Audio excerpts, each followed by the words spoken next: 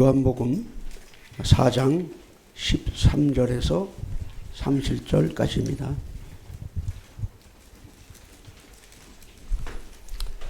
예수께서 대답하여 이르시되 이 물을 마시는 자마다 다시 목마르려니와 내가 주는 물을 마시는 자는 영원히 목마르지 아니하리니 내가 주는 물은 그 속에서 영생하도록 솟아나는 샘물이 되리라. 여자가 이르되 주여 그런 물을 내게 주사 목마르지도 않고 또 여기 물 기르러 오지도 않게 하옵소서. 이르시되 가서 내 남편을 불러오라. 여자가 대답하여 이르되 나는 남편이 없나이다. 예수께서 이르시되 내가 남편이 없다 하는 말이 옳도다. 너에게 남편 5이 있었고 지금 있는 자도 내 남편이 아니니 내 말이 참되도다. 여자가 이르되 주여 내가 보니 선지자로소이다. 우리 조상들은 이 산에서 예배하였는데 당신들의 말은 예배할 곳이 예루살렘에 있다 하더이다. 예수께서 이르시되 여자여 내 말을 믿으라. 이 산에서도 말고 예루살렘에서도 말고 너희가 아버지께 예배할 때가 이르리라. 너희는 알지 못하는 것을 예배하고 우리는 아는 것을 예배하노니 이는 구원이 유대인에게 남이라. 아버지께 참되게 예배하는 자들은 영과 진리로 예배할 때가 오나니 곧 이때라. 아버지께서는 자기에게 이렇게 예배하는 자들을 찾으시느니라. 하나님은 영이시니 예배하는 자가 영과 진리로 예배할지니라. 여자가 이르되 메시아 곧 그리스도라 하는 이가 오실 줄을 내가 아노니 그가 오시면 모든 것을 우리에게 알려주시리이다. 예수께서 이르시되 내게 말하는 내가 그라 하시니라. 이때 제자들이 돌아와서 예수께서 여자와 말씀하시는 것을 이상히 여겼으나 무엇을 구하시나이까 어찌하여 그와 말씀하시나이까 묻는 자가 없더라. 여자가 물동이를 버려두고 동네로 들어가서 사람들에게 이르되 내가 행한 모든 일을 내게 말하는 사람을 와서 보라. 이는 그리스도가 아니냐 하니 그들이 동네에서 나와 예수께로 오더라. 재미있는 교회, 재미있는 예배라는 설교 제목을 가지고 오세준 형제의 설교가 있겠습니다.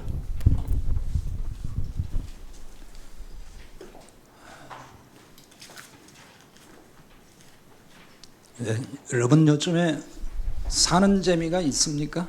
네. 아멘. 별로 재미가 없는 모양인데요. 사는 게 재미있어야 살 맛이 나죠. 사는 재미가 없으면은 살 맛이 나지 않습니다. 근데 문제는 무슨 재미를 추구하면서 살 것인가에 있습니다. 어떤 사람은 돈 모으는 재미로 산다고 하더라고요. 통장에 돈이 쌓여가는 그 맛에 산다는 사람들이 있어요. 또 그런가 하면 어떤 분들은 아침 드라마 보는 재미로 산다, 그런 분들도 있어요. 설거지도 하지 않고 그냥 그 드라마 보느라고 시간 가는 줄 모른다는 거죠. 그 재미로 사는 거죠. 개인의 가치관에 따라서 사는 재미, 사는 방식도 천차만별일 것 같습니다. 근데 분명한 한 가지는 사람마다 재미있게 살고 싶은 욕구가 다 있다는 것이죠. 재미있게 사는 걸 싫어할 사람은 아무도 없을 겁니다. 다 재미있게 살고 싶지만 그게 마음대로 뜻대로 안 되는 거죠. 이렇게 보면은 그리스도인들의 재미, 그게 무엇일까 궁금해집니다. 그리스도인들은 무슨 재미로 살아야 될까 하는 것입니다. 참 그리스도인이라 그러면은 신앙생활이 삶의 일부일까요? 전부일까요? 전부라고 대답을 해야 그게 참 그리스도인입니다. 그냥 신앙생활이 내 삶의 한 일부분, 마치 취미생활, 여가생활 하듯이 한 부분이라고 여긴다면은 참 그리스도인이라고 말하기에는 어려울 겁니다.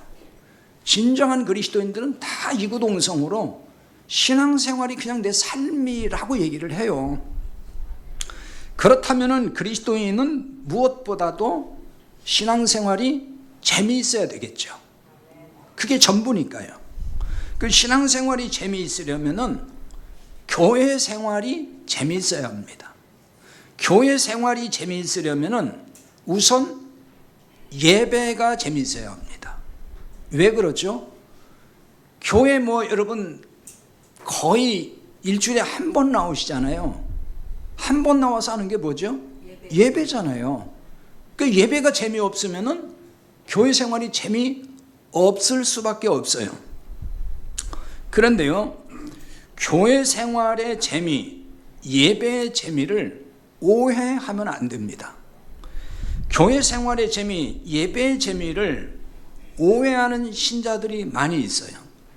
그런 교회도 많습니다. 이런 교회는 그러니까 재미라는 것에 대해서 오해하고 있는 교인이나 또 교회라면은 주로 어떤 걸 도입하냐면 엔터테인먼트를 도입을 해요. 그렇게 해서 신자들을 재미있게 해주려고 교회가 무진 애를 씁니다. 이렇다 보니 교회가 신자들을 즐겁게 해주는 문화활동 기획사로 변질되고 있어요. 그렇게 변질된 교회가 굉장히 많습니다. 이런 교회에서는 신자들의 입맛과 기호에 맞도록 예배를 기획하고 연출을 합니다. 그냥 드리지 않아요. 그냥 하는 것 같지만 전부 기획을 합니다. 모든 순서를 기획을 해요. 그리고 연출자가 있어요. 신자들에게 최고의 서비스를 하면서 신자들을 대하려고 투자도 많이 한다고요. 그러니까 신자들을 뭘로 보는 거냐면은 소중한 고객으로 보는 거죠. 신자들이 내는 헌금은 관람료가 되는 거예요. 그 관람료를 내고 늘 찾아오는 그 고객들을 놓치지 않기 위해서 아주 신경을 많이 쓰는 거죠. 그래서 한 사람이라도 놓칠까 봐서 엄청나게 잘해주는 거죠. 그래서 신자들에게 최고의 서비스를 하려고 그냥 이렇게 저렇게 투자를 참 많이 합니다. 관람 중에 불편을 겪지는 않는지, 마음 상하는 일은 없는지, 기분 상하게 하는 일은 없는지, 이런 거 하나하나를 세심하게 신경을 쓰고, 그래서 그런 부분에 문제가 나오면 그 대책을 또 강구하고, 이런 교회들이 많이 있어요. 대형화 될수록 그런 일들을 많이 합니다. 이렇게 한다고 해서 재미있는 교회 생활이 되고 재미있는 예배가 될까요? 그렇다고 물론 대답할 신자도 있을 겁니다. 당연히 교회가 그래야 되지 않습니까? 이렇게 말할 분도 있을 거예요. 그래서 엔터테인먼트를 잘하는 교회로 신자들이 대거 몰려가는지도 모릅니다. 그런 교회는 신자들 참 많아요. 수천 명씩, 수만 명씩 몰려갑니다. 분명히 교회 생활은 재밌어야 합니다. 예배도 재밌어야 합니다. 그렇다고 해서 세상 기준에서 말하는 재미를 도입해야 할까요? 엔터테인먼트를 통해서 인위적인 재미를 연출해야만 할까요? 그렇지 않다면 어떤 재미여야 할까요? 오늘 본문의 말씀을 이제 보면은 예수님이 사마리아 여인을 만나시죠. 예수님이 만나신 이 사마리아 여인을 통해서 참된 재미를 알게 해줍니다. 과연 무엇이 그리스도인들에게 참된 재미냐? 이걸 알려준다고요. 성경에서 말하는 교회 생활의 재미, 예배의 재미가 무엇인지를 깨닫게 해줘요. 예수님은 갈릴리로 가시는 길에 사마리아 수가성을 지나시게 되거든요. 예수님은 수가성 야곱의 우물이라는 곳에 이르게 됩니다. 거기 도착을 하셨는데 이때 마침 사마리아 여인 하나가 물을 길러 나왔어요. 그 우물에 나왔습니다. 그래서 예수님이 이 여인에게 대뜸 하시는 말씀이 나한테 물 좀 달라는 거예요. 물 좀 달라고 요구를 하셔요. 사마리아 여인은 딱 보니까 이분이 유대인인데 행색으로 볼 때, 그래서 유대인인 당신이 왜 사마리아 여자인 나에게 물 달라고 하냐 이렇게 얘기합니다. 왜냐하면 그 시대에는 사마리아 사람과 유대인은 상종하지 않거든요. 오늘 여기 말씀에도 그게 다 나와 있는데요. 그래서 이 여인이 하는 말이에요. 예수님은 그때 이렇게 말씀하시죠. 내가 누구인 줄 내가 알았다면은 나에게 물을 달라고 내가 했을 것이다. 그러면 내가 너에게 생수를 주었을 거라. 이렇게 말씀을 하셔요. 그러니까 이 여인은 지금 예수님의 이 말씀을 잘 못 알아듣고 있어요. 그래서 뭐라고 응대를 하냐면은, 아니, 내가 보니 당신은 물 기를 그릇도 없고 또 이 우물은 굉장히 깊은데 어디서 나서 그 생수를 내게 준다고 하는 겁니까? 이렇게 얘기를 해요. 그러면서 하는 말이, 이 우물은 우리 조상 야곱이 준 것이고, 그리고 이 우물에서 야곱과 그 아들들과 짐승이 다 이 물을 마셨습니다. 그러면 당신이 야곱보다 더 큰 자입니까? 이렇게 예수님께 도전적인 질문을 해요. 그 말은 뭐겠어요? 당신이 도대체 얼마나 위대하기에, 당신이 얼마나 대단한 사람이기에 그릇도 없고 아무것도 없으면서 나에게 무슨 생수를 준다고 하느냐, 이 얘기거든요. 그래서 예수님 말씀하십니다. 이 물을 마시는 자는 다시 목마르다. 그러나 내가 주는 물을 마시는 자는 영원히 목마르지 않다. 내가 주는 물은 속에서 영생하도록 솟아나는 샘물이 되리라. 이렇게 말씀을 하셔요. 그러니까 예수님은 지금 이 사마리아 여인과 단순한 물 이야기에 그치지 않고 있는 거예요. 지금 예수님은 단순히 물 이야기하는 게 아니에요. 물리적 샘물에서 영원히 목마르지 않게 하는 샘물로 이야기를 진전시키고 있단 말입니다. 이건 무슨 얘기냐면 다분히 의도적이라는 거죠. 예수님이 지금 의도적으로 대화를 이끌고 가시는 거예요. 그러니까 예수님이 의도적으로 이렇게 이야기를 지금 전개하고 있다는 얘기죠. 그럼 왜 이렇게 의도적으로 영원히 목마르지 않게 하는 샘물 이야기를 하시는 걸까요? 이 여인의 영적 상태를 드러내 보이시려고 하는 겁니다. 너는 지금 목마른 여인이다. 너는 지금 갈증에 시달리고 있다. 내가 너를 안다. 그 말씀을 하시는 거예요. 그런데 이 여인은 예수님 말씀의 뜻을 이해하지 못하고 있죠. 그래서 이렇게 말합니다. 그런 물을 내게 주사 목마르지도 않고 또 여기 물길로 오지도 않게 좀 해주십시오. 아니 그렇게 신통한 물이 있다 그러면은 정말 나한테 주셔서 늘 이렇게 내가 물길로 오는 수고하지 않고 그저 한 모금만 마시면 영원히 목마르지 않은 바로 그 신기한 그런 물, 그걸 나한테 좀 주시오. 이렇게 얘기를 해요. 이 여인은 육신의 목마름이 없는 소위 그 물리적인 물, 그 물을 지금 달라고 하는 거잖아요. 예수님은 뭘 말씀하는 걸까요? 예수님은 생수의 복음을 지금 말씀을 하시는 거예요. 그런데 여인은 육신을 위한 물을 요구하고 있어요. 뭘 보여주는 거죠?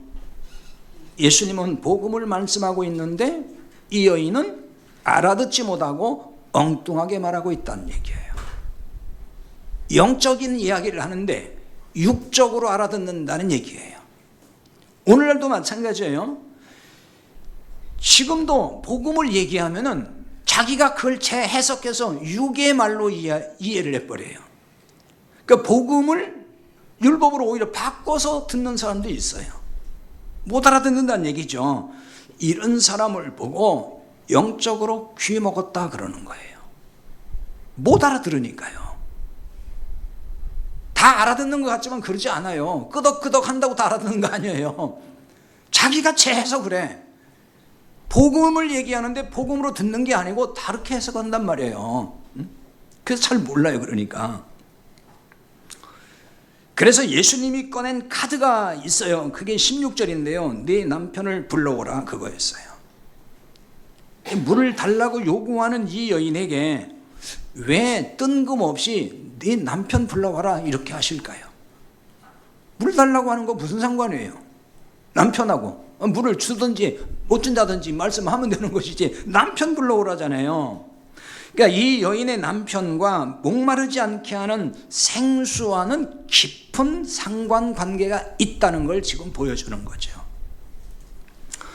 이 여인이 영원히 목마르지 않게 하는 생수 이야기를 못 알아듣고 있죠.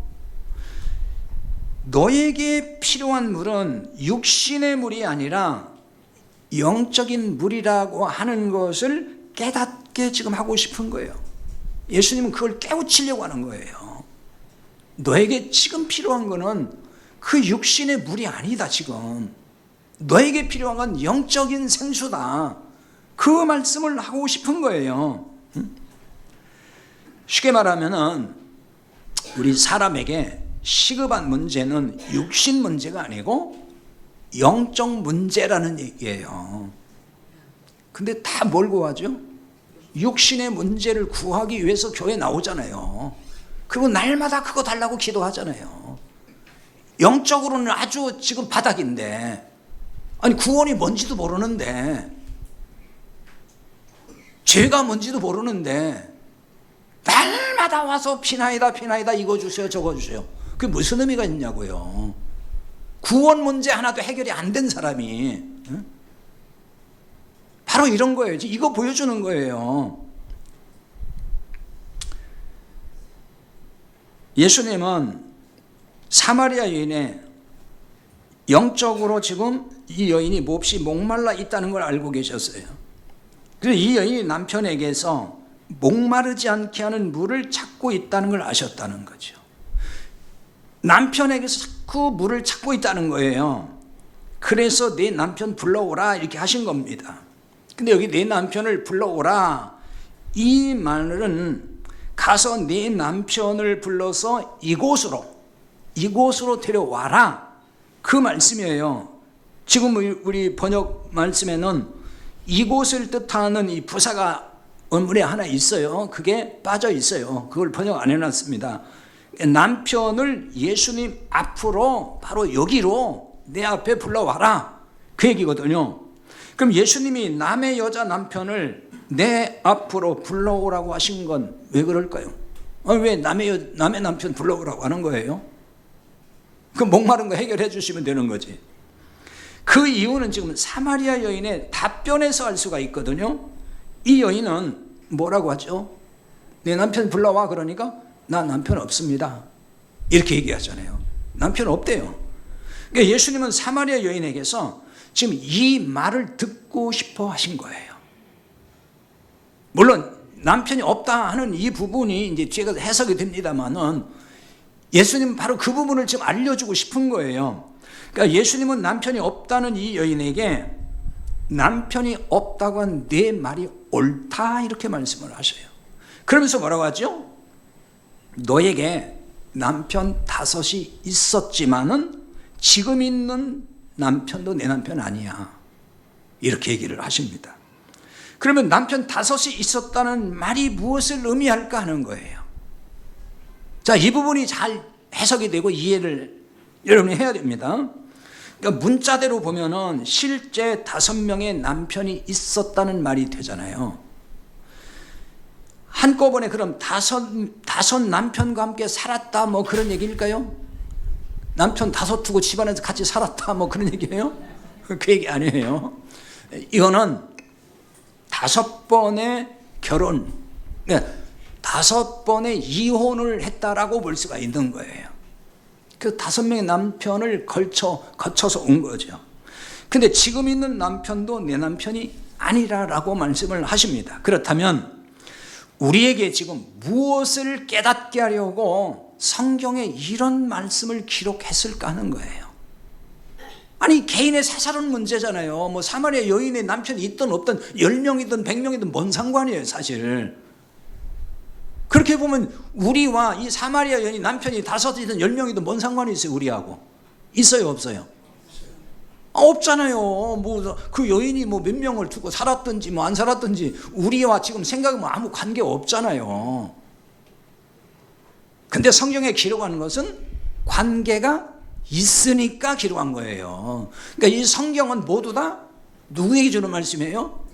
나에게, 우리에게 주는 말씀이에요. 모든 말씀은. 성경은 그 말씀인 거예요. 남한테 주는 말씀이 아니에요. 우리에게 주는 말씀이에요. 자, 오늘 이 사마리아 여인의 남편 5이 있다는 얘기가 마치 여성은 그 당시는 이제 여성이 이혼을 요구해서 이혼하는 시대가 아니에요. 남편에게 버림받는 시대예요. 여성이 뭔가 아내로서 잘못하면은 늘 이혼당하니까 여성들이 남편한테 좀 잘해서 이혼당하지 않고 잘 살아야 된다. 무슨 뭐 이런 얘기하려고 이런 기록이 있을까요, 그럼? 우리에게 상관이 있다 그러면. 또 아니면은 전통적으로 이 사마리아 여인을 굉장히 부정한 여인으로 해석을 많이 하거든요. 남편 5이 있었다 그러니까 마치 그 굉장히 부정한 여인처럼. 근데 그렇게 부정한 여인이라고 볼 수가 없는 거예요. 왜냐하면은 남편을 마음대로 갈아치우면서 산다면 좀 그렇게 볼 수 있어요. 그러나 그 시대는 그런 시대 아니에요. 지금은 그럴 수도 있을 거예요. 여성들이 세잖아요. 그러니까 싫으면 버려 남편 그냥. 예? 갈아치운다고요. 근데 이 시대는 반대예요. 오히려 여성이 버려지는 시대예요. 힘이 없어요. 그러니까 이 사마리아인을 그렇게 부정하게 볼 수가 없다는 거예요. 자, 그러니까 남편 뭐 이 남자 저 남자 만나서 사는 그런 부정한 여인이었는데 예수님 만나서 개과천선했다. 그러니까 예수님 만나야 된다. 뭐 이런 교훈을 주려고 이 얘기했느냐는 거예요. 그게 아닌 거예요. 그런 어떤 도덕적 교훈을 위해 쓴 것이 아니에요. 오늘 말씀이 요한복음에 있잖아요. 복음서, 마태, 마가, 누가, 요한복음을 다 복음서라 그러죠. 성경은 사실은 다 복음서예요. 그럼 복음을 기록했다는 얘기가 되잖아요. 복음서니까 요한복음에 있는 모든 이야기는 복음이라는 이야기가 되는 거잖아요. 그 얘기예요 지금. 이렇게 볼 때 오늘 본문의 내용도 당연히 복음으로 읽어야 하는 거죠. 성경은 다 복음으로 읽는 거예요. 복음의 말씀이에요. 이렇게 복음의 관점에서 사마리아 여인의 문제를 영적으로 들여다봐야 돼요. 사마리아 여인에게 5 남편이 그럼 뭘 의미할까? 영적으로 보면은 이것은 율법이라는 남편을 두고 있었다는 걸 말해주는 거예요. 성경에서 그 숫자는 다 상징을 가지고 있어요. 숫자를 통해서 드러내는 게 있거든요. 뭐 지금 다 그런 설명할 수는 없습니다만은, 그럼 이 5이라는 수는 주로 율법의 상징으로 쓸 때가 많아요. 율법을 말할 때. 그러니까 이렇게 보면은 사마리아 여인이 5 남편이 있었다는 얘기는 율법이라는 남편을 데리고 사는 사람, 그걸 말해준다는 거죠. 또는 5 남편을 사마리아의 우상으로 해석하기도 해요.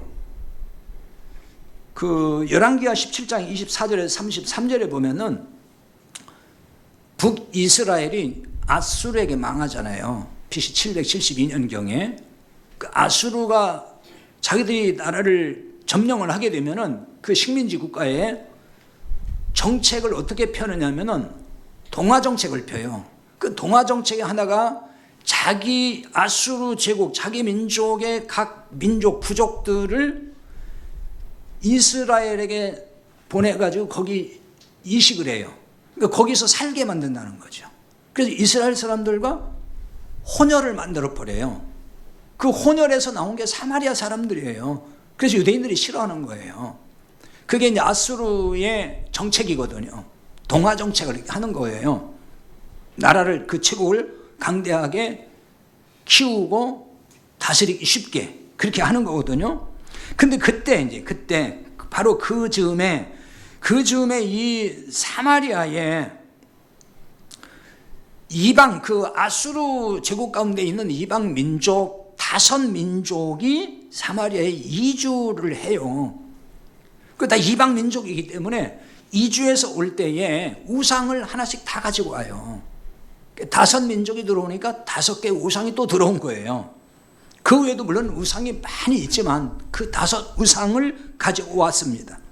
그러니까 이 배경에서 사마리아 여인의 5 남편은 5 우상을 의미한다, 이렇게 해석을 할 수도 있어요. 그렇게 하기도 합니다. 그럼 이렇게 해석을 하더라도 5 우상이 율법 아래 있잖아요. 모든 우상, 이 세상 종교는 다 율법 아래 있어요. 같은 얘기가 되는 거예요. 그러니까 다시 말하면 율법의 남편이란 말과 같다. 우상을 섬기는 것도 율법을 남편으로 두는 것과 같은 얘기예요. 그러니까 어떻게 해석하든지 이 여인의 5 남편을 율법이라고 볼 수 있다, 그렇게 해석해야 된다는 얘기입니다. 예수님은 나는 남편이 없다라고 하는 여인에게 내 말이 옳다, 이렇게 말씀을 하셔요. 남편 5이 있었지만 지금 있는 남편도 내 남편이 아니라고 하십니다. 그 예수님의 이 말씀은 그동안의 남편은 진짜 남편이 아니었다는 말씀이잖아요. 그동안의 남편은 그건 다 진짜 남편 아니었다. 그 왜 진짜 남편이 아니었을까요? 사는 동안 진짜 남편이잖아요. 헤어지고 난 뒤에 진짜 남편 아닌 거지. 근데 이건 이런 말씀인 거예요. 영적 갈증을 해결해 줄 수 없는 남편이라는 거예요. 그래서 그 진짜 아니다. 좀 더 쉽게 말하면은 영원히 목마르지 않게 하는 생수를 줄 수 없는 남편, 생명을 줄 수 없는 남편이란 말이에요.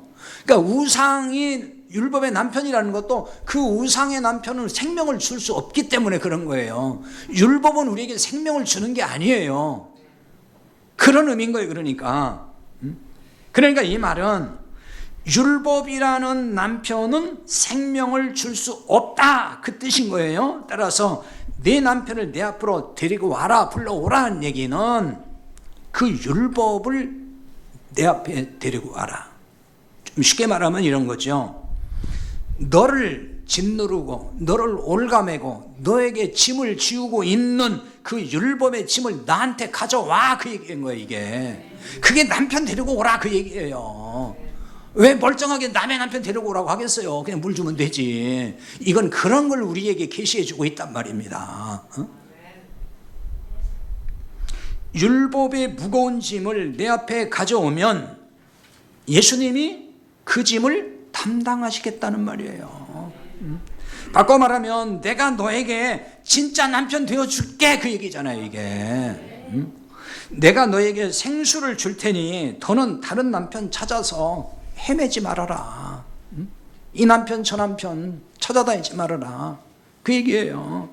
사마리아 여인은 자신의 문제를 정확히 알고 있는 예수님을 보고 뭐라고 하죠? 내가 보니까 선지자군요, 선지자로서이다, 이렇게 얘기하죠.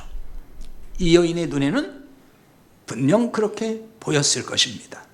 그런데 이 여인은 선지자입니다라고 하더니 대화의 주제를 예배의 문제로 싹 돌려버립니다. 갑자기 대화 주제를 바꿨습니다. 그게 20절이죠. 우리 조상들은 이 산에서 예배하였는데 당신들은 예배할 곳이 예루살렘에 있다 하더이다. 바로 이 말이에요. 그 왜 대화의 주제를 남편의 문제에서 예배 문제로 바꿨을까요? 이 여인에게 과거의 그 문제는 전부 아픈 문제이기 때문에 대화의 방향을 바꿨을 것이다, 이렇게 이제 보는 견해도 많이 있어요. 그냥 문자적으로 보면은 능히 그럴 수 있죠. 표면적으로 그렇게 보이기도 해요. 뭐 과거에 무슨 뭐 좋은 얘기도 아니니까 계속 그 문제 얘기할 수 없잖아요. 예배 문제는 이 여인이 예수님을 지금 선지자로 보면서 나온 말이거든요. 선지자군요. 그러면서 예배 이야기를 한 거예요. 이런 얘기가 되는 거죠. 선지자는 하나님 말씀을 전해주는 자잖아요. 이렇게 보면은 선지자는 이 여인이 볼 때 하나님 말씀을 잘 안다고 생각을 한 거죠. 하나님 말씀을 많이 아는, 말씀에 해박한 사람이다. 이렇게 이 여인이 봤다는 얘기죠. 그러니까 자신의 문제를 알고 있는 분이라서 궁금증을 해소해 줄 분으로 또 봤다는 거죠. 왜? 이분은 너무나 많은 말씀을 잘 아는 분일 테니까 내 문제까지도 벌써 다 보고 있고, 그러니까 말씀으로 내 궁금증을 다 풀어줄 것이다. 이렇게 봤다는 얘기예요. 그 궁금증이 바로 예배 문제였던 거죠. 예배 문제는 이 여인에게 평소에 품고 있었던 궁금증이었던 것으로 보여요. 그만큼 예배 문제에 관심이 있었고 갈증이 있었다는 뜻이 되는 것입니다. 그냥 하나님을 믿은 사람이 아니에요. 하면서, 뭔가 예배하면서도 갈증이 있어요. 이게 뭐지? 이건 아닌데, 이런 생각을 했단 말이에요.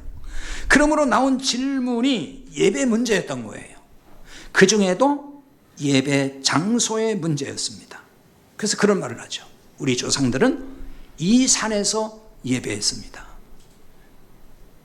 사마리아 사람들이 말하는 이 산은 그리심산이라고 하거든요. 거기에 그들이 만든 성전이 있어요. 거기서 예배했습니다. 그리고 이제 뭐라고 하냐면, 당신들의 말은, 즉 이 말은 유대인은 예배할 곳이 예루살렘이라고 하던데요. 그렇게 얘기해요. 그러니까 이 여인의 말은 무슨 얘기겠어요? 그럼 어디서 예배하는 게 정답입니까? 그 질문이거든요. 아니, 우리는 지금 그리심산에서 예배하고 있고 당신들은 예루살렘에서 예배하고 있으면 도대체 어디서 예배하는 게 맞는 거냐? 이 여인이 지금 평소에 이게 궁금했다는 얘기잖아요. 그래서 묻는 거예요, 지금. 이 여인은 아마도 유대인이 예루살렘에서 예배한다는 것을 늘 들어서, 전통적으로 들어서 알았을 거예요. 왜냐하면 사마리아인이라고 해서 완전 이방인 아니거든요. 유대인과 이방인과 섞인 사람들이고, 또 사마리아 사람들은 모세 오경을 믿는 사람들이에요. 그러니까 알 것은 안다는 거예요, 이 사람들이. 그런데 뭔가 이게 좀 답을 못 찾고 있는 거죠. 물론 그 그리심산에서 예배하기 시작한 것은 그 역사적으로 이제 계속 그 북이스라엘이 세워지면서부터 일대 여로보암 왕이 예루살렘에 가서 예배하는 걸 금지시켜요. 정치적 목적에서. 왜냐하면 여로보암이 정통성이 없잖아요. 요즘 말로 말하면 쿠데타를 통해서 세운 나라가 북이스라엘이거든요. 그 정통성을 확보하기 위해서 예루살렘 내려가는 것을 다 막아버리고 북이스라엘에 성전을 여기저기 세워놓고 거기서 예배하게 만든단 말이에요. 그게 그리심산으로 나중에 정착이 되는 거예요. 그 자세한 이야기는 지금 설명하지 않겠습니다. 자, 이 사마리아 여인의 이런 이야기에 대해서 예수님이 뭐라고 하셨냐면요, 21절이죠. 이 산에서도 말고 예루살렘에서도 말고 너희가 아버지께 예배할 때가 이르리라, 이렇게 말씀합니다.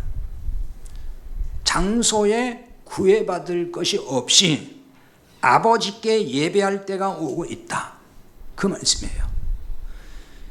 예배의 본질은 장소 문제가 아니고 예배의 대상이다는 말씀을 하는 거예요. 장소의 문제가 아니다.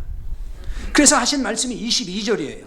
너희는 알지 못하는 걸 예배하고 우리는 아는 걸 예배하노니 이는 구원이 유대인에게서 남이라.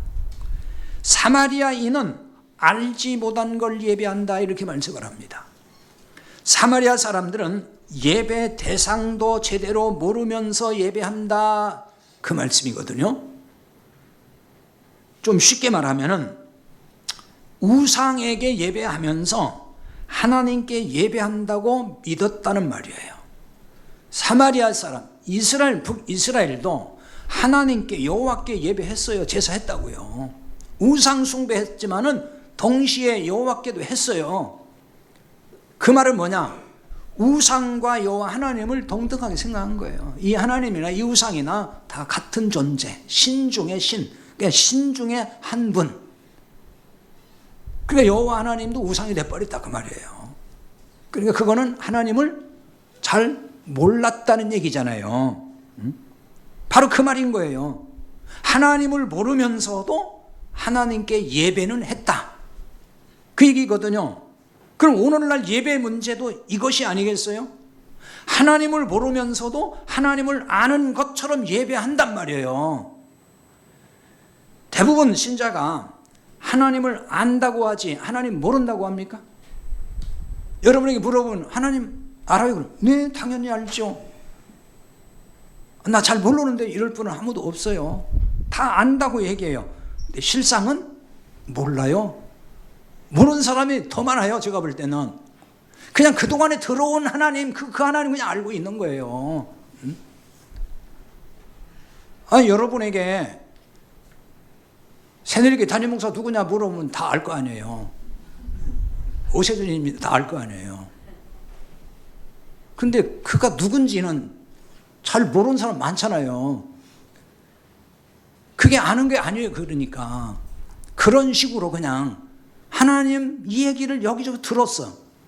근데 내가 알고 있다고 해서 그 하나님을 안다는 것이 그게 아는 게 아니에요. 성경에 계시된 하나님이 어떤 분이냐, 그 하나님을 알아가야 되는 거예요. 많은 신자가 하나님을 열심히 섬기면은 세상 복을 주시는 하나님으로 믿는 경우가 많잖아요. 여기 오신 여러분들은 안 그러겠지만은 지금 다른 교회 가면 다 그런 사람들이 많아요. 그래서 예배를 또 드린다고요.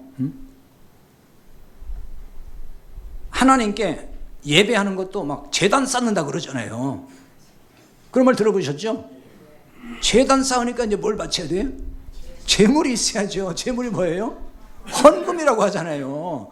그 헌금이 무슨 재물이냐고요. 재물, 예물, 헌금, 이게 다 구약 성전에서 썼던 그걸 말하는 제의적 용어라 그래요. 신약에서 이제 그거 쓰면 안 되는 거예요. 왜? 성전 제사제도 폐지됐잖아요. 근데 그거를 지금도 갖다 쓰고 있단 말이에요, 교회가. 그래서 하나님께 막 제단 쌓는다, 재물을 바쳐라 이런다고요. 그래야 하나님이 복 주신다. 그렇게 열심히 잘 섬기면은 하나님이 너를 이쁘게 봐서 너에게 복 주신다. 뭐 이런 논리란 말이에요, 전부 다. 그러면서 하나님 안다고 하면 하나님 아는 거예요? 그건 하나님 모르는 거죠. 어디 그런 하나님이라고 말씀했냐고요, 지금. 그걸 가지고 하나님 안다고 하면 안 되는 거예요, 그러니까. 심지어 교회당을 성전이라고 한다고요. 교회당이 성전이에요? 아니잖아요. 근데 대형화될수록 다 성전이래, 전부 다. 그래서 성전에 와서 예배해야 그게 주일 성수다. 이 사실 주일 성수라는 말도 쓰면 안 돼요. 무슨 성수예요, 성수는? 우리는 성수 못해요. 할 수도 없고. 뭐 예배 한번 드리는 게 성수냐고. 근데 그 성전에 또 와야 된대. 무슨 성전이 예루살렘에 있지, 여기 있나요? 그러니까 이제 저한테 상담하는 분들이 그런 얘기를 해요. 반드시 성전에 와야 된대, 교회당에. 그걸 성전이라고 하면서. 기도도 여기 와서 해야 되고, 그래야 응답도 받는다는 거예요. 기도를 집에서 기도하면 응답 못 받아요? 그러면서 하나님 안다고 하면 그게 하나님 아는 게 아니잖아요. 바로 그런 부분인 거예요. 이게 다 하나님 안다는 사람들이 하는 짓이잖아요. 그 주일 성수하면 무슨 복 주신다고 자꾸 얘기하고. 그거 하나님 아는 거 아니에요. 오죽하면은 호세아 6장 6절에 이런 말씀을 했을까요? 거기 이런 말씀이 있거든요. 나는 인애를 원하고 제사를 원하지 아니하며 번제보다 하나님 아는 걸 원하노라 그래요. 호세아는 북이스라엘 선지자였어요. 하나님을 모르면서 하나님께 열심히 번제, 요즘 말로 말하면 열심히 예배를 드리는 거예요. 하나님이 야, 그거 내가 원하는 거 아니야. 나 아는 걸 원해. 내가 누군지 좀 알아. 나도 모르면서 나한테 무슨 예배를 하는 거야. 그거예요, 지금. 하나님은 하나님을 모르는 자가 예배하는 거 원하시지 않아요. 하지만 예나 지금이나 하나님을 모르면서 예배 행위만 열심히 하는 신자가 많다고요. 그걸 종교 행위라고 하는 거예요. 예배도 그러니까 지성을 드리는 걸로 생각을 하는 거죠. 열심히 내가 피나이다 마음으로 그냥 지성을 드리고 그러면은 하나님이 나를 이쁘게 봐주고 기쁘게 보시고 그래서 복을 주신다 이렇게 생각을 한단 말이에요. 이제 안타까운 것은 하나님을 모르면서도 모른다고 생각을 안 한다는 거예요. 그게 안타까운 거예요. 차라리 모른다고 생각하면 알려고 할 거 아니에요. 나 하나님 진짜 모르는가 봐. 그러면 성경에서 말하는 하나님 누구지? 어떤 분이지? 이렇게 봐야 되잖아요. 공부도 해야 되고. 그런데 하나님을 모르면서 안다고 하니까 성경에 있는 하나님 알려고 해요? 안 해요? 안 하잖아요. 성경 읽지도 안 해요. 공부도 안 해요. 공부하다 보면 다 안 돼. 주일학교도 다녀서. 알긴 뭐하러요. 응? 그러니까 하나님 아는 거 아니라고요. 응? 성경에 계시된 하나님, 성경에서 하나님이 어떤 하나님으로 계시하고 있는지 이거 알아야 돼요. 하나님을 알아야 돼요. 22절 하반절이 이렇게 말씀해요. 우리는 아는 걸 예배하노니 이는 구원이 유대인에게서 남이라. 그렇죠. 유대인은 하나님을 알고 예배한다는 말이거든요. 문자적으로 보면은. 그런데 진짜 알았다는 뜻이 아니에요. 이거는 유대인도 몰랐거든요. 하나님은 잘. 어떤 하나님을 알아야 진짜 하나님 아는 걸까요? 구원이 유대인에게서 남이라. 여기에 답이 있어요. 구원자인 메시아가 유다 지파에서 나온다 그 얘기거든요. 그게 구원이 유대인에게서 난다 그런 얘기입니다. 이 말은 오로지 예수 그리스도만 구원자라는 뜻을 바로 이 짧은 구절에 담고 있는 거예요. 이렇게 알아야만 진짜 하나님을 아는 거예요. 물론 이 한마디 알았다고 안다는 얘기는 아니에요. 이게 전부 알아가는 과정 속에서 이런 부분이 중요하다는 말이에요. 바꿔 말하면은 메시아 예수님을 안다는 것이고 구원의 복음을 안다는 것과 같은 거예요. 이렇게 볼 때 진리의 복음이신 예수 그리스도를 모르면 하나님 모르는 거예요. 복음을 모르면 하나님 아는 거 아니에요. 모르는 겁니다.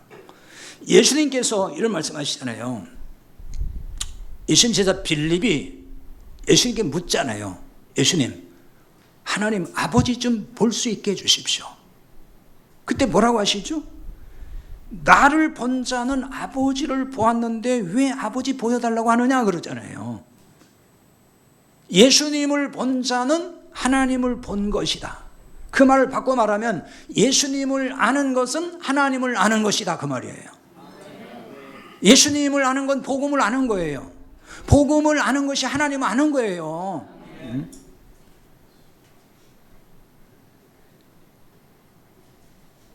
그런데 유대인은 이런 하나님을 몰랐다는 얘기예요. 유대인도 몰랐어요. 유대인은 복음을 모르고 율법의 문자에 갇힌 하나님을 알았어요. 그 하나님을 예배한 거라고요. 이런 점에서 사마리아인과 크게 다르지 않았던 거죠. 이 때문에 예수님은 23절에서 아버지께 참되게 예배하는 자에 대해서 이제 말씀하십니다. 참되게 예배하는 것이 뭐냐는 거예요. 이 참되게라는 말은 진리란 말에서 왔어요. 여러분 알레테이아라는 말을 많이 들었을 거예요. 진리란 말인데 이게 알레티노스, 이 참되게, 이게 알레테이아에서 나온 말이거든요. 그러니까 따라서 여기 참되게 예배한다는 말은 진리로 예배하는 걸 뜻하는 겁니다. 그래서 그 뒤에 곧바로 영과 진리로 예배한다는 말이 나오는 거예요. 23절이죠. 영과 진리로 예배할 때가 오나니 곧 이때라 이렇게 말씀합니다. 근데 원문 성경에는 때가 오나니 곧 이때라 이 말이 영과 진리로 그 앞에 와 있어요. 번역은 뒤로 해놨지만 사실은 앞에 있어요. 이건 뭐냐 하면은 때를 강조하는 겁니다. 직역하면은 그러나 때가 오고 있으니 바로 지금 그런 얘기예요. 그러니까 예수님이 이제 오셨다는 얘기를 하는 거죠. 그러니까 쉽게 풀이하면 그리스도가 오셨으니 이제는 영과 진리로 예배해야 된다 그 얘기예요. 그림자에 불과했던 제사장에 의한 그 동물 제사, 그건 폐지됐다는 얘기죠. 예수님이 이제 오셨으니까. 그 말인 거예요. 이제는 동물 제사가 아니라 영과 진리로 예배하게 된다. 그 말이거든요. 그리고 24절에 하나님은 영이시니 예배하는 자가 영과 진리로 예배할지니라. 이 부분을 이제 잘 그래서 이해를 해야 됩니다. 지난 개역 성경에, 지금 우리 개역 개정이라 그러는데요, 개역 성경에 보면은 이 부분을 신령과 진정으로 예배할지니라 이렇게 번역을 해놨어요. 근데 이 번역 성경을 오랫동안 쓰다 보니까 신령과 진정으로 예배라고 번역된 것 때문에, 그 뉘앙스 때문에 예배를 많이 오해를 했어요. 왜냐하면 신령이라는 말에 오해를 일단 했어요. 신령. 그러니까 신령이라는 말을 자꾸 쓰다 보니까 산신령같이 되는 어떤 상황, 그게 이제 신령한 것, 마치 그런 어떤 상황 속에서 예배하는 것이 신령하다라고 생각을 했단 말이에요. 그러니까 그 신령이라는 거를 감정이 이렇게 막 업되는 거 있잖아요. 왜 그 분위기에 따라서 감정이 막 업되고 막 눈물도 나오고 뭐 이런 게 있잖아요. 여러분 다 경험해 봤을 거예요. 다 그 정도는 한두 번 경험을 해보잖아요. 그리고 이제 진정으로 예배해야 된다 그러니까 내 기준에서 내가 오늘 진정으로 예배했어. 그러니까 하나님이 받으셨을 거야. 이렇게 스스로 해석을 한단 말이에요. 기준이 지금 자기 기준이에요. 자기. 내가 진심으로 했다는 거예요. 진정으로. 그거는 성경적인 얘기 아니에요. 자기가 기준이잖아요 지금. 그렇게 오해를 많이 했단 말이에요. 이 구절을, 이 번역이 이렇게 돼가지고. 영과 진리란 원문대로 보면은 성령 안에서 진리로 그 말이에요. 엔 프뉴마티 카이 알레테야 그래요. 그래서 성령 안에서, 그리고 진리로, 그 얘기거든요. 이것은 새로운 성전 예배를 의미하는 말인 거예요. 그거를 지금 여기 담아서 얘기하는 거예요. 이게 물론 우리가 생각하는 그런 예배가 아니고요. 왜냐하면은 새로운 성전, 자 일단 그럼 새로운 성전의 개념을 이해를 해야 돼요. 새로운 성전이 뭐예요? 교회예요? 교회당이에요? 아니잖아요. 새로운 성전은 구원받은 성도예요. 고린도서 3장 16절 이런 건 그냥 외우고 있어야 돼요. 너희가 하나님의 성전인 것과 하나님의 성령이 너희 안에 거하시는 걸 알지 못하느냐. 하나님의 성령이 임했잖아요 구원받을 때. 그래서 너희는 하나님의 성전이 됐다. 하나님의 집이 됐다는 말이에요. 성전은 하나님의 집이라고 그러잖아요. 성령 하나님 내 안에 오심으로 내가 구원받은 사람이 성전이 된 거예요. 이게 새로운 성전이에요. 새 성전. 건축을 새롭게 해서 새 성전 입당, 그게 새 성전이 아니에요. 그건 성전 아니에요. 구약에서는 특정한 장소인 예루살렘 성전에서만 예배했어요. 거기서 예배 안 하면 그 예배가 아니에요. 이제는 그리스도가 오심으로 새로운 성전 시대가 열린 겁니다. 더 구체적으로 말하면 오순절의 성령 강림, 그때부터 새 성전 시대가 열린 거예요. 왜냐하면 성령 강림은 성령이 우리를 하나님의 성전 삼으셨다는 거예요. 그것이 가장 큰 의의입니다. 오순절 성령 강림이 그거예요. 성령 받은 성도, 즉 구원받은 성도가 새로운 성전인 거죠. 따라서 성전된 성도가 예배할 때 그게 바로 성령 안에서 예배인 거예요. 무슨 뭐 엑스타시, 뭐 어떤 환상 뭐 이런 속에 들어가 가지고서 몽롱한 가운데서 막 이렇게 흔들흔들 하는 것이, 그게 무슨 영적 신령한 예배, 그게 아니고 성령 받은 성도가, 성전된 성도가 예배할 때 그게 성령 안에서 예배란 말이에요. 영 안에서 드리는 예배, 그런 말이에요. 진리로 예배한다는 의미도 같은 거예요. 진리의 영이신 성령이 임하는 것, 그게 그 예배가 진리로 예배하는 거예요. 성령님은 진리의 영이시잖아요. 그 진리의 영이 내 안에 오셨어요. 성전된 성도는 그렇기 때문에 동시에, 성전인 동시에 진리가 된 사람이에요. 진리가 내 안에 계시니까. 이런 성도의 예배가 영과 진리로 하는 예배라고 말을 하는 거예요. 근데 이런 성도의 예배에는 특징이 있습니다. 그건 자유함입니다.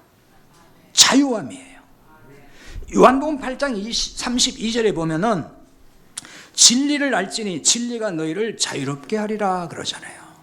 진리의 영이 내 안에 오셨어요. 그게 진리를 아는 거예요. 머리로 뭐 안다 그 얘기 아니에요. 그러면 그 사람은 그 진리가 자유롭게, 우리를 자유하게 만들어요.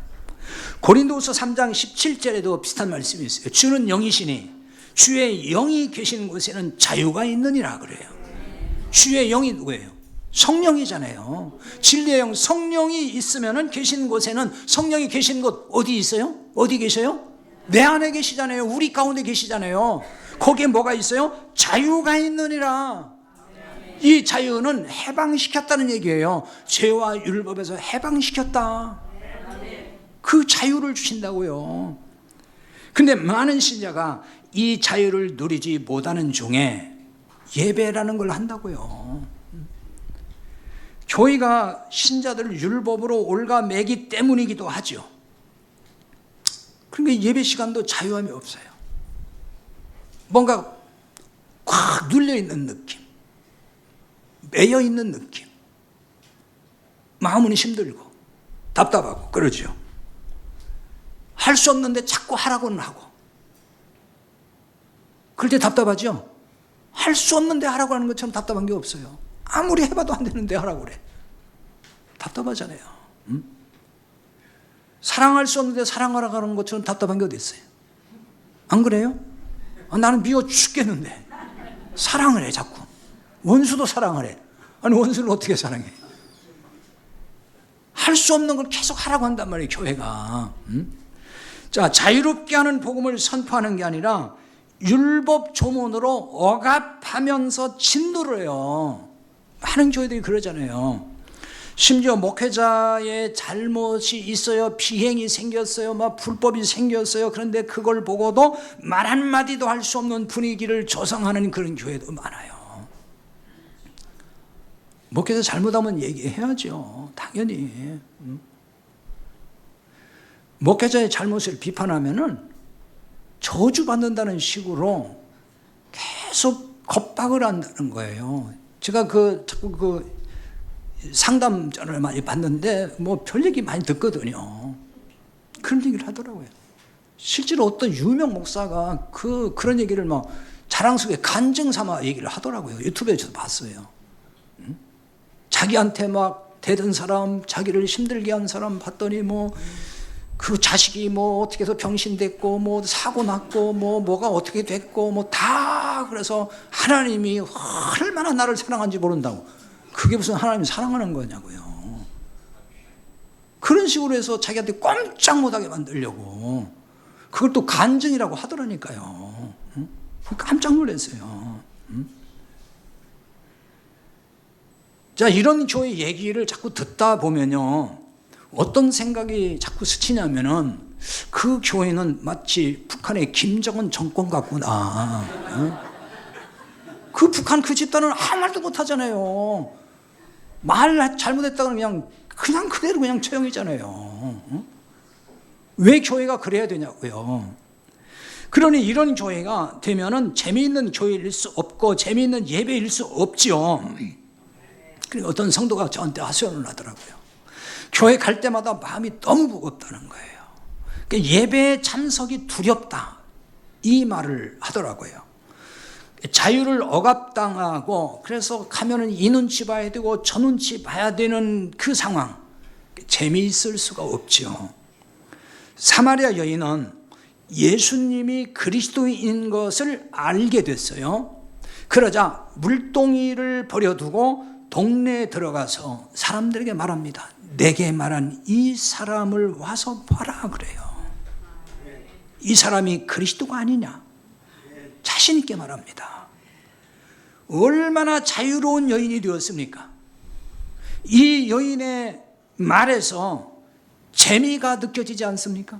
신나서 하는 거잖아요 지금. 신나서 지금 억지로 하는 거예요 예수님이. 내 말 이해했어? 그러니까 빨리 동네에 들어가서 전도 좀 해. 알았어요. 뭐 그러고 지금 힘들어 가는 거예요? 그게 아니잖아요. 지금 물동이도 팽개쳐버리고 그냥 너무 신나가지고 막 한 거잖아요 지금. 이런 게 재미라고 하는 거예요. 재밌지 않냐 이게. 재밌잖아요. 응?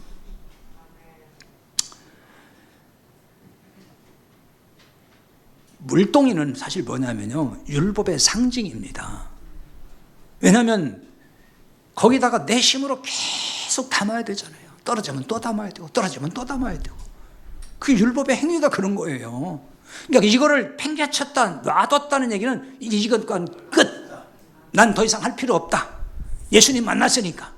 그분이 나한테 생수를 막 부어주니까 내가 노력해서 생수를 내가 이제 기를 필요가 없다는 얘기죠. 율법의 노력이 필요 없어진 거잖아요. 은혜로 막 부어주니까. 그 얘기예요. 그래서 이게 버려두고 이 말이 무슨 말이냐면은 아피엠이라는 이 동사는 작별하다 이 말에서 왔어요. 작별하다. 그래서 이 말을 이혼하다라는 뜻으로도 사용을 하는 거예요. 자, 이렇게 보면 사마리아 여인은 지금 율법과 이혼하고 그리스도와 결혼한 것이 되는 거예요. 또 이제 오해하는 사람들 있으면 안 됩니다. 예수님이 사마리아 여인과 결혼했대 뭐 또 이렇게 여러분들은 그 수준 아니니까 제가 하는 거예요. 근데 수준이 그거밖에 안 되는 사람 밖에 나가가지고 그런다니까 꼭. 그 목사 이단이야. 예수님이 사마리아 여인과 결혼했다고 했어. 지금 그 얘기 아니죠. 예? 자, 정죄하고 억압하는 남편과 이혼하고 이제는 목숨까지 주는 생명의 남편을 만난 거예요. 그러니 그 삶이 얼마나 자유롭고 재미있겠느냐고요. 교회 생활은 우리를 죽도록 사랑하시는 남편이신 바로 그분 그리스도로 인해서 재미있어야 되는 거예요. 그리스도 그분이 주는 선물 때문이 아니고 그냥 그분 때문에 재미있어야 된다. 그게 이제 우리의 믿음이 성숙해 가는 거예요. 그렇지 않을 때는 선물 때문에 좋아가지고 날마다 헤헤거리지만은 그게 아니에요. 애들이 그러잖아요. 어릴 때는 부모님 선물 때문에 헤헤거리지만은 철이 들면은 부모님 보면서 행복하잖아요. 똑같아요. 여러분 부부간에 혹시 그런 경험 안 해보셨어요? 부부간에 연애할 때 억지로 그냥 막 결혼시켜서 하기 싫은데 했어요? 연애할 때 자 같이 있어만 줘도 바라만 봐도 좋아요 안 좋아요? 아니 뭐 좋았으면서 안 좋은 척하고 있어요. 바로 그거예요. 그거 예수님을 묵상만 해도 그 은혜에 너무너무 막 기뻐지는 거예요. 감동이 오잖아요. 그걸 재미라고 하는 거예요. 연애할 때 사랑한 사람은 그냥 있어도 재밌잖아요. 그냥 둘이만 있어도. 무슨 고급차 타고 다녀야만 재밌어요? 둘이 그냥 앉아만 있어도 재밌잖아요. 그걸 재미라고 하는 거예요. 그러니까 사랑하는 남편인 주님과 함께 행복을 누리는 시간, 그게 예배인 거예요. 이런 예배를 보고서 재미있다고 하는 겁니다. 이런 점에서 우리 공동체는 재미있는 교회로 세워져 가야 되죠. 그리고 재미있는 예배가 되어야 합니다. 그러면 우리 모두가 진정으로 재미있는 삶이 돼서 우리 모두가 행복할 수 있기를 바랍니다. 기도합시다. 오늘 말씀을 들고 잠시 기도하겠습니다.